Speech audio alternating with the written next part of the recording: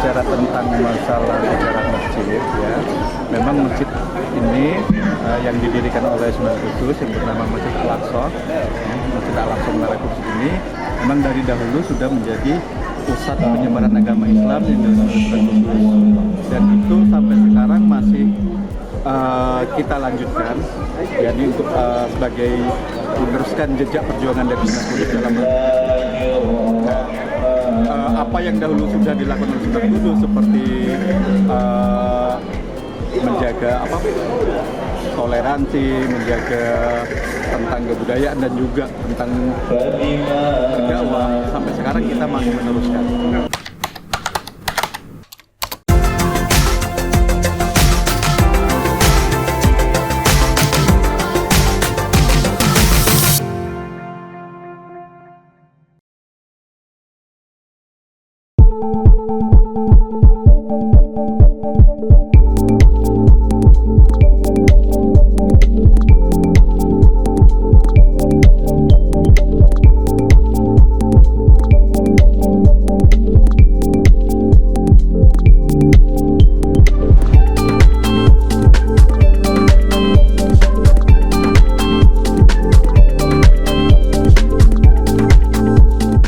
Tentang masalah sejarah masjid, ya, memang masjid ini yang didirikan oleh Sunan Kudus yang bernama Masjid Al-Aqsa, Masjid Al-Aqsa Menara Kudus ini memang dari dahulu sudah menjadi pusat penyebaran agama Islam yang dilakukan Sunan Kudus, dan itu sampai sekarang masih kita lanjutkan, jadi untuk sebagai meneruskan jejak perjuangan dari Sunan Kudus dalam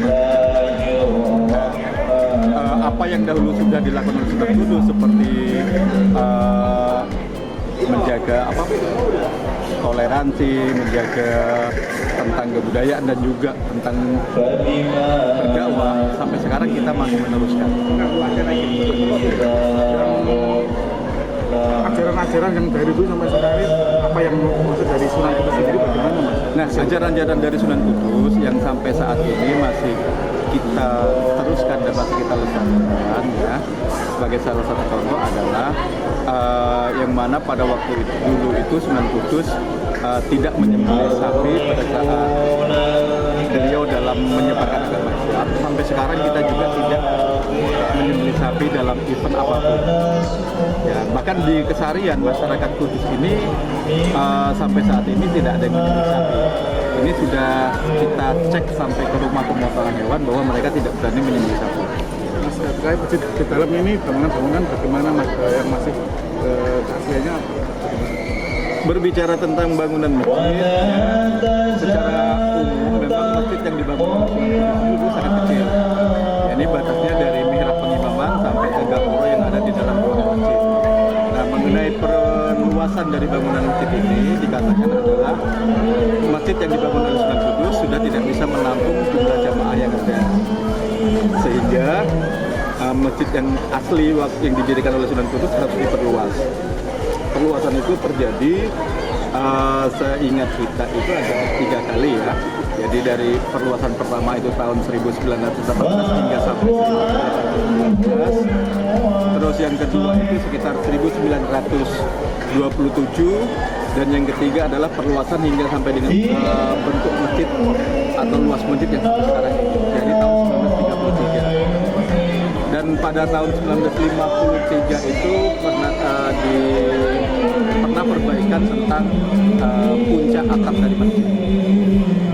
Bangunan yang masih berdiri itu bagaimana, yang di tengah-tengah masjid itu? Ya, itu ada gapuranya di dalam itu. Memang sengaja tidak dihilangkan oleh para sesepuh.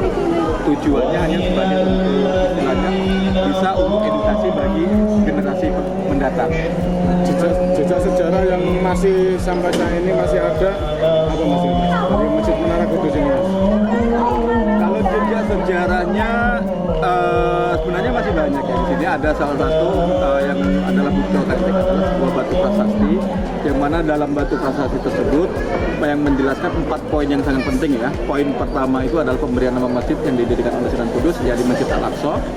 Poin kedua itu adalah di mana tempat pemberian nama tempat atau wilayah yang di mana masjid itu didirikan, yakni Al-Quds, yang sekarang lebih familiar disebutkan kudus.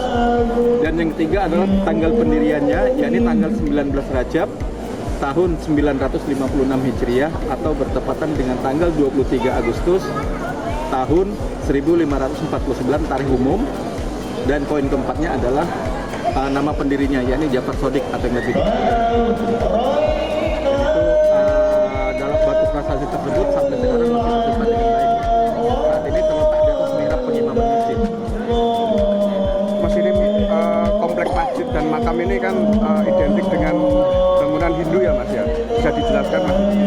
Sebenarnya mengenai masalah corak ataupun motif ataupun model bentuknya itu memang adalah sebagai salah satu strategi dari Sunan Kudus dalam menyebarkan agama Islam.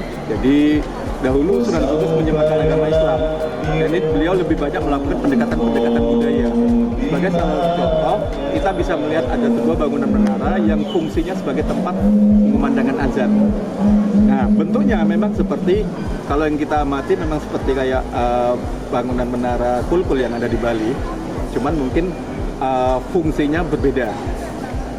Atau mungkin bisa kita lihat beberapa candi peninggalan dari masyarakat yang beragama Hindu pada masa tersebut, seperti kayak yang ada di daerah Jawa Timur, Candi Brahu ataupun Candi Jago, ya. Bentuknya mirip, cuman mungkin dalam fungsi dari bangunannya yang berbeda.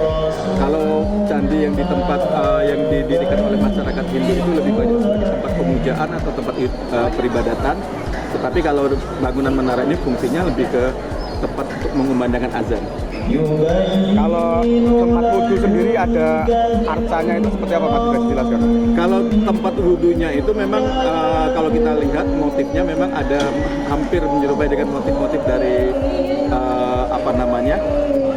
seni ukir daripada masyarakat yang beragama Hindu pada masa tersebut ya.